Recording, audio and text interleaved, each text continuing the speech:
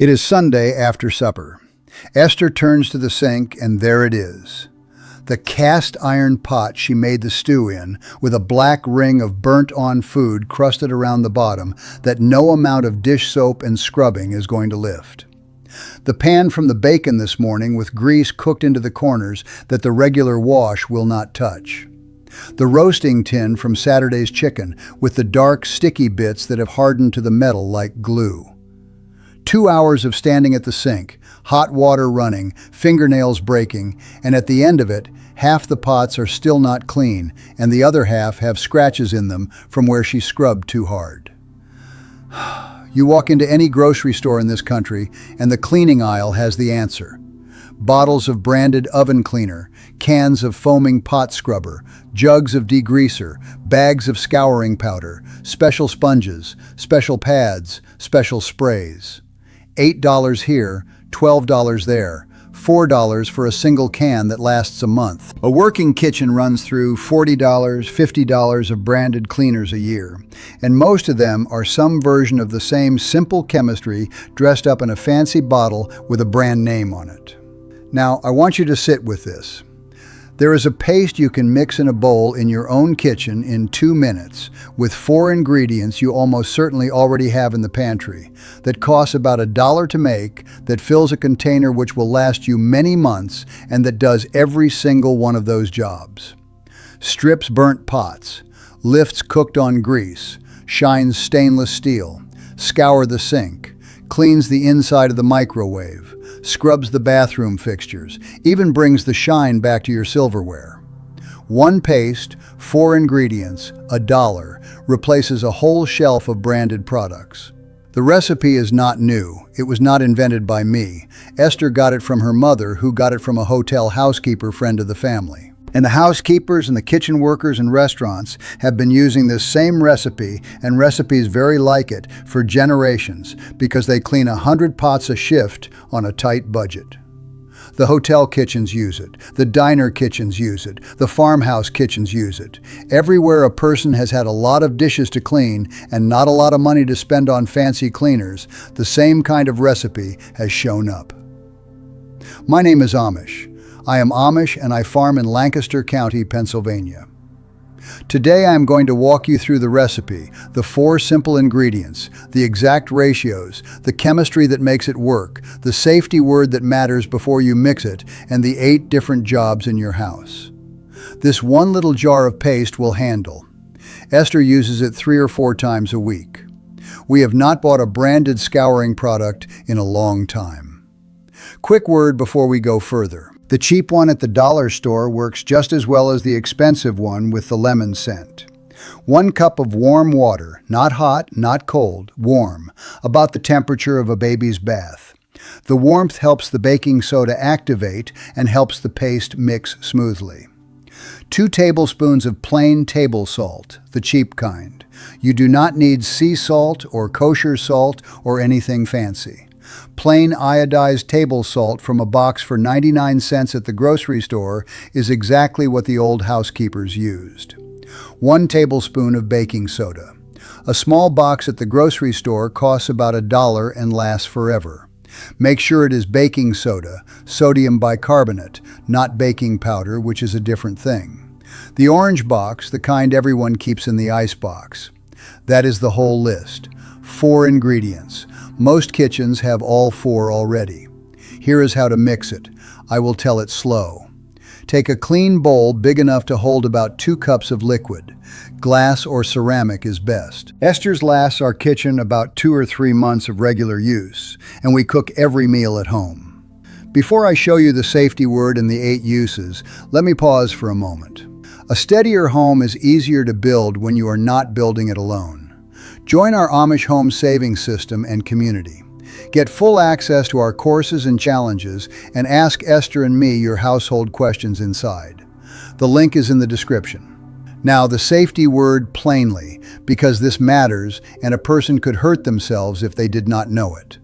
The one safety word with this recipe and with every homemade cleaning recipe is never mix it with bleach.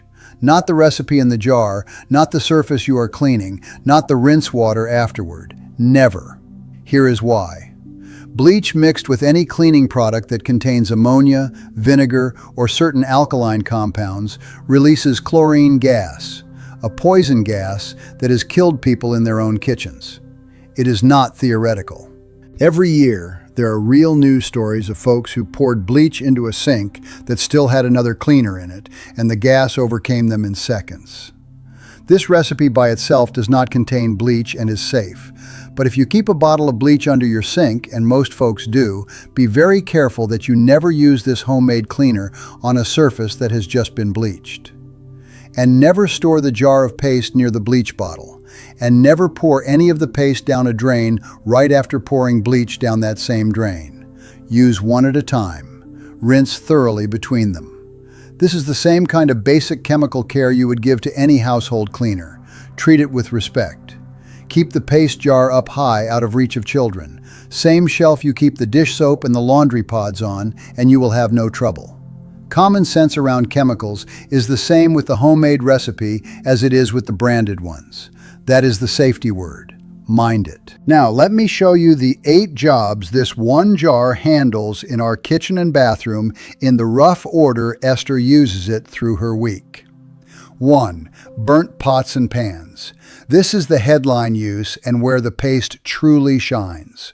Spoon a generous tablespoon of paste onto the burnt area of the pot. Add just enough warm water to wet it. Let it sit for 10 or 15 minutes. Go do something else.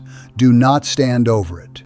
Come back, scrub with a sponge or a soft brush, and watch the burnt ring come off. Most pots Esther treats this way come clean in one round. The very worst, the bottom of the stew pot when she forgot it on the wood stove, take a second treatment. A pot that the branded scouring powder could not handle. This paste lifts in 15 minutes. 2. Cooked on grease. The bacon pan, the roasting tin, the cast iron. When it needs a deep clean, spread the paste on the grease. Let it sit a few minutes. Scrub it off. The baking soda breaks the cooked grease. The salt lifts the residue. The detergent rinses everything clean. 3. The kitchen sink. Sprinkle paste around the sink. Scrub with a sponge. Rinse. Stainless steel sinks come back to a shine. Porcelain sinks brighten and stop holding the gray cleaning residue. Once a week and the sink looks like the day it was put in. 4. The stovetop around the burners where spatters cook on. A small amount of paste on a cloth. Scrub gently. Wipe with a damp rag. The cooked-on spots lift right off. Do not use the paste on the inside of a gas burner head. That is a separate cleaning. But the cooktop surface, the trays around the burners, the backsplash, all the paste's territory. 5. The inside of the microwave. Spatters and dried food on the inside walls. A dab of paste on a damp sponge. Wipe gently, then wipe down with a clean, wet cloth to rinse. Easier than the special microwave cleaners and cheaper. 6. Plastic plates and cups stained from oil or sauce. The orange stain from spaghetti sauce on a plastic container. The greasy film inside a plastic bowl that the dishwasher did not lift. A small amount of paste scrubbed in, rinsed off, brings the plastic back nearly to new. 7. Silverware and stainless steel utensils that have gone dull. Forks and spoons that have lost their shine over time. Paste on a soft cloth, gentle rub. Rinse with warm water, dry with a soft cloth. The shine comes back. 8. The bathroom. Sink, tub, tile around the fixtures. Same as the kitchen sink. Sprinkle, scrub, rinse. Removes soap scum. Brightens porcelain. Deodorizes drains. 8 jobs, 1 jar, $1. Now, I want to take a moment because this is where it all comes together. Look at what we have just walked through. 4 ingredients you already have. 2 minutes to mix. $1 worth of pantry staples. A jar of paste that lasts you months. 8 separate household jobs handled with the same one cleaner. The cleaning aisle at the grocery store has at least 8 different branded products you would otherwise buy to do these same jobs. Pot scrubber, oven cleaner, stainless steel polish, multi-surface spray, microwave cleaner, sink shine, silverware polish, bathroom cleaner. $3 to $5 each. $40 worth of products replaced by one $1 jar. And the homemade version works as well as any of them, with none of the harsh fumes, the colored dyes, the perfume sprays that make folks with sensitive lungs cough. There is no money in teaching folks how to mix 4 pantry ingredients into a paste that replaces a whole shelf of products. There was a great deal of money in selling $40 of separate branded cleaners every spring. So, the chemistry sits in the kitchen and nobody runs a commercial saying, "Look in your own pantry first." They run commercials with sparkling kitchens and white-clothed actors holding the bottle. And a whole nation spends $40 on cleaners every spring when their grandmothers spent $50. Esther's mother taught her this recipe. Esther's mother got it from a hotel housekeeper. The hotel housekeeper had been mixing it for 40 years before she taught it to a young farm wife who needed a cleaner she could afford. That is how the knowledge actually passes from working hands to working hands, one kitchen at a time. The bottles on the shelf are just the version that got loud enough to be remembered. You can be the one who remembers the old version. So here is what I want you to do this week. Mix 1 batch of the paste. The whole job takes 2 minutes. Pour it into a clean jar. Label it so nobody mistakes it for something else, and put it under the sink. Next time you have a burnt pot, and there will be one, there always is, do not reach for the branded scrubber. Spoon a tablespoon of the paste onto the burnt ring. Add a splash of warm water. Let it sit while you go do something else for 15 minutes and come back to scrub. Watch what comes off. The first time you see a pot come clean that you thought was ruined, you will not go back to the branded cleaners. Then start using the paste on the other jobs as they come up. The sink, the stovetop, the microwave, the bathroom. Within a month, you will have replaced the whole cleaning aisle with 1 jar under the sink, and Esther's mother's recipe will be back in your kitchen where it belongs. Tell me in the comments below, what is the worst burnt pot you have ever had to scrub? The one you almost threw away?